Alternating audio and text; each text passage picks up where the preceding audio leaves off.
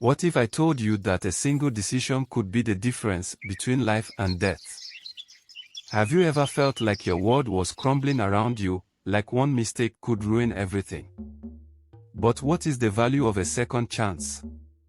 Meet Baba T, a man who faced a choice that would change his life forever, a story of redemption, love, and the power of faith that will remind you that forgiveness, faith, and family can overcome even the darkest of times. Baba T's life was a testament to his strong faith and values.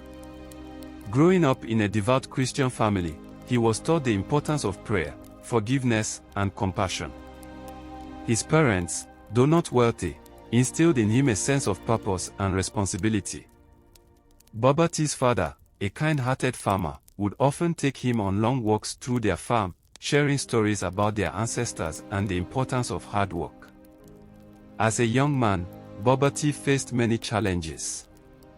He struggled in school, and his parents' financial situation made it difficult for him to pursue higher education. However, he persevered, relying on his faith and determination to overcome obstacles. He eventually secured a scholarship to study computer engineering. Ayo, Baba T's wife, came from a similar background.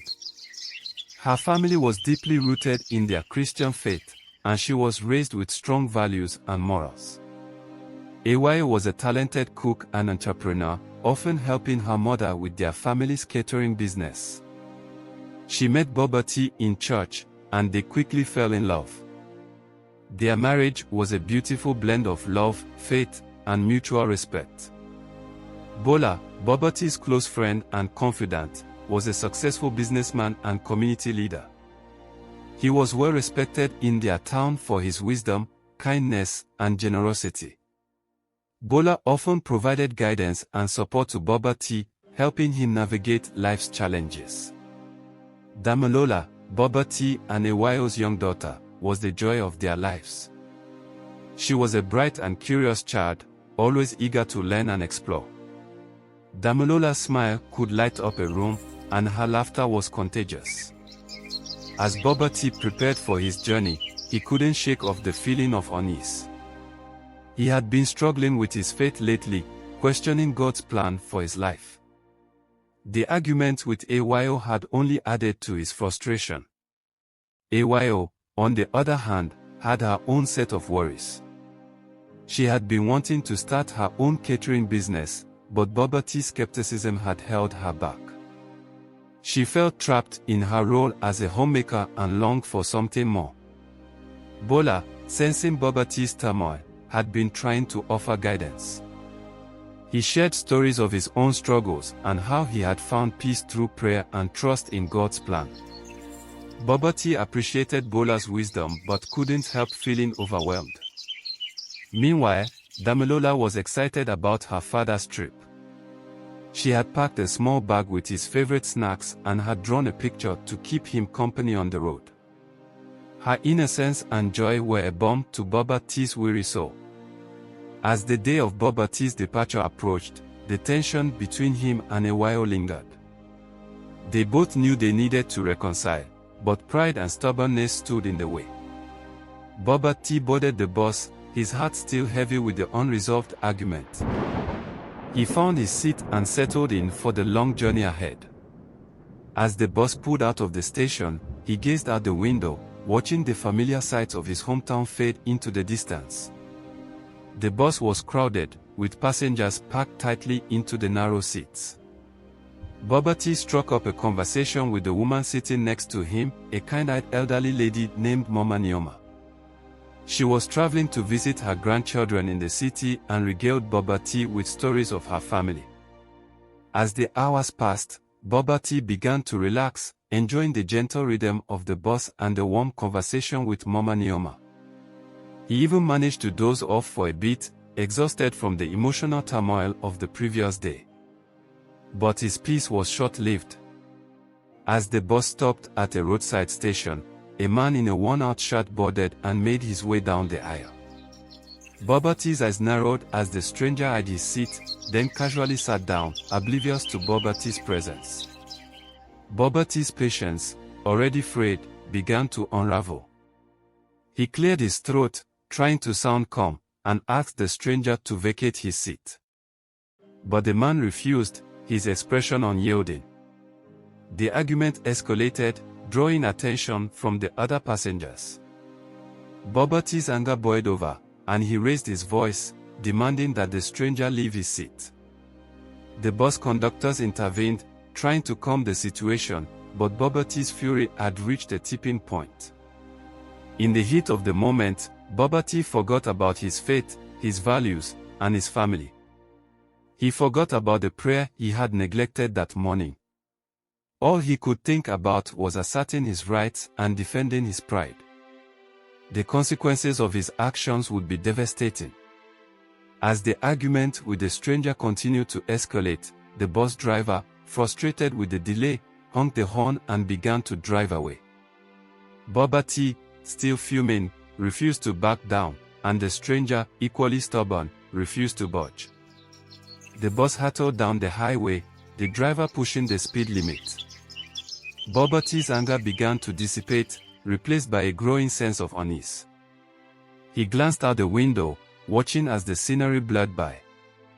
Suddenly, the bus swerved, tires screeching as the driver struggled to maintain control. Boberty's heart racing, he gripped the armrest, praying that the bus would stay on the road. But it was too late. The bus careened off the highway, crashing through the guardrail and plummeting down a steep embankment. Boberty's world went dark as the bus rolled, tossing passengers like rag dolls. When Boberty came to, he was disoriented, his head pounding. He struggled to sit up, assessing the damage. The bus was a twisted wreck, passengers moaning and crying around him. Boberty stumbled out of the bus, his eyes scanning the devastation. The stranger who had taken his seat was nowhere to be found. A chill ran down Boberty's spine as he realized that he had been meant to be on that bus. But God had other plans. Bola's urgent voice on the phone snapped Boberty back to reality. "Boberty, are you okay? I just heard about the accident.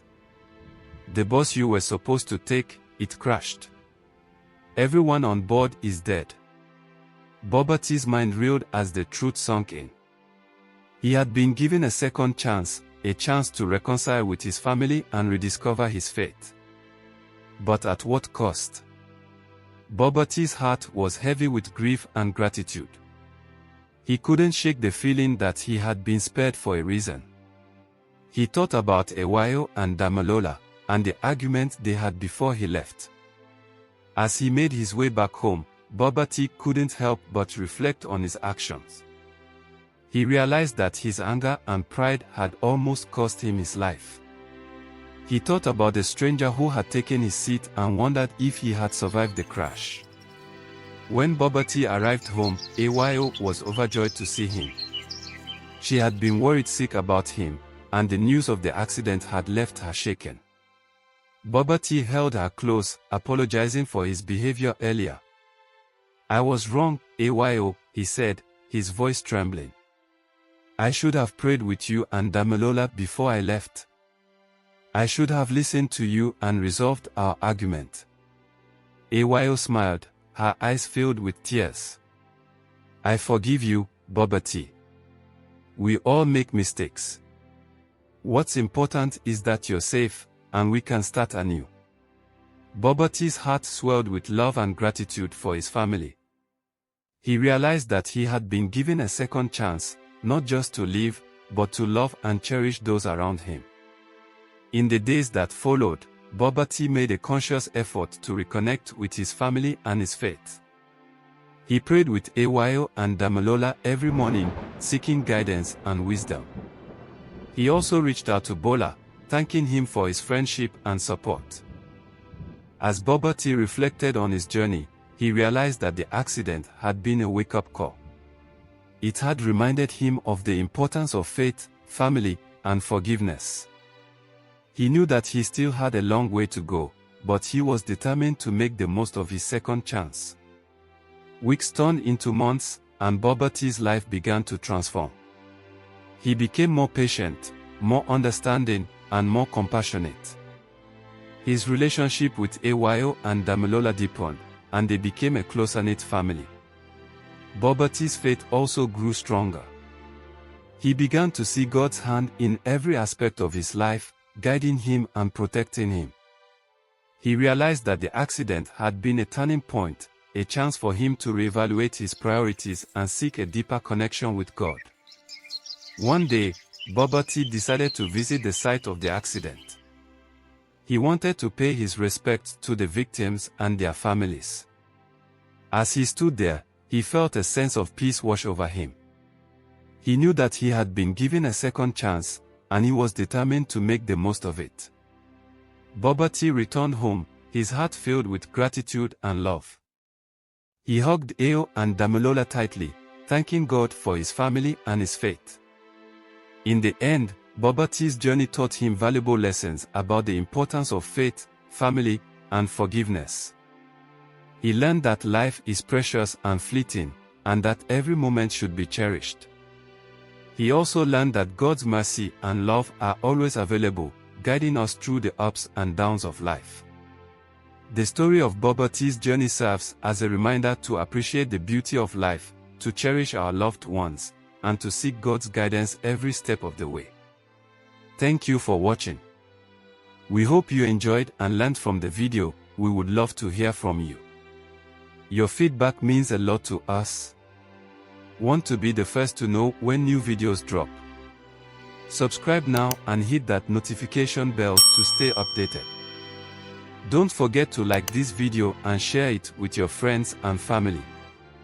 Until we come your way again, wishing you a day as bright as your smile. Have an amazing day.